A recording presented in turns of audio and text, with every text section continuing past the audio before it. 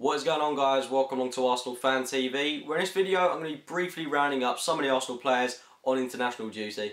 Now, starting at home, of course, Jack Wilshere and Kieran Gibbs getting England call-ups. First of all, I'm really glad Kieran Gibbs has got yet another England call-up, because his performances in an Arsenal shirt really reflect that he should be playing more for England.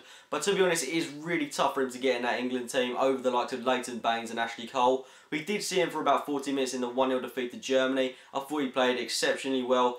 Going forward, in fact, he was absolutely phenomenal, and his defensive duties were again exquisite. And long may it continue from Gibbs, because he's proven to be one of the best left backs in the country at the moment. Jack Wilshere, two fairly solid performances from him.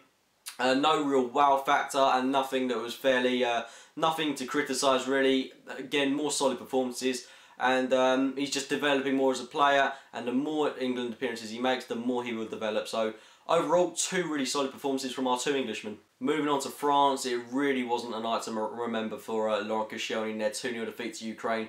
A sending off, but to make it worse, giving away a penalty. Probably the worst thing you can do in a game that important. And we're seeing it a bit too much from Koscielny. We've seen it a few times this season. It's got to be a learning curve for him now, really, especially doing it in a game of that significance. We really do have to get it out of him, because that is his one weakness. But apart from that, he is a world-class centre-half, and he really does have to get that out of his system. But apart from that, Olivier Giroud had a fairly decent game in their 2-0 defeat, but didn't see much of the ball. We didn't see much of Giroud or Sagna in the 3-0 victory over Ukraine at home. They both played about 10-15 minutes in the final stretch of the game. But overall, I'm really glad they've represented their country a few more times. I'm glad Koscielny is actually managing to get a solid spot in that France lineup, although he really does have to, like I said, get the cards and penalties out of his system, because that is his one weakness. But apart from that, really happy France have actually qualified for the World Cup, because they do deserve to be in Rio, and I look forward to seeing them back at Arsenal. Next we have our skipper, Thomas Vermaelen, playing in that 3-2 defeat to Japan at home.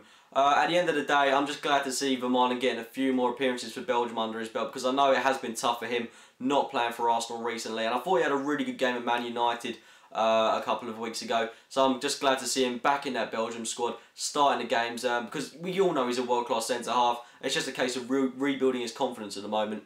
Moving on to Poland, Wojciech Szczesny had another solid performance and keeping a clean sheet in their 0-0 draw against the Republic of Ireland. Szczesny is just maturing. The more he plays, he's proven to be such a young, talented, and, well, he's becoming one of the best keepers in the world at the moment, it has to be said.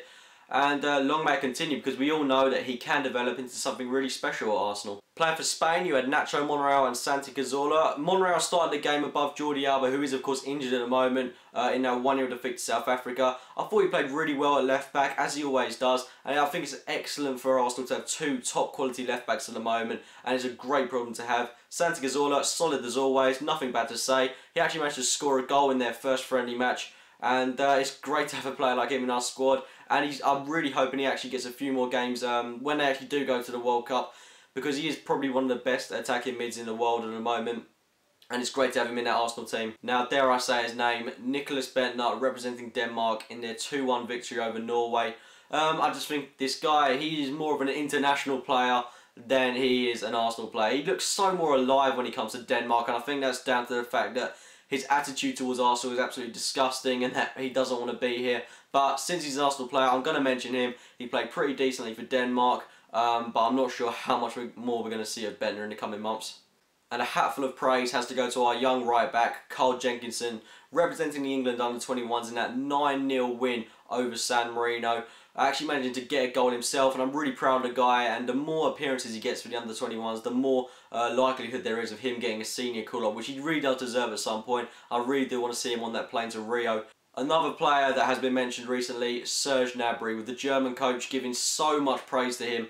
And I'm really do hoping that Gnabry gets a few more games for Arsenal at the moment, because when we saw him play against United and he came on for the final 10 minutes or so, he brought the game to life, and he's one of those players that can make a difference, and I really do think he deserves to travel to Rio with the German team, and he does need to be getting a few more appearances for Arsenal, because he is such an exceptionally talented footballer, and I'd love to see him getting a few more appearances. Well, that's been my international roundup of all the Arsenal players. If you have enjoyed the video, it'd be great if you could click the like button. Subscribe for more Arsenal Fan TV videos, and as always, thank you for watching, guys.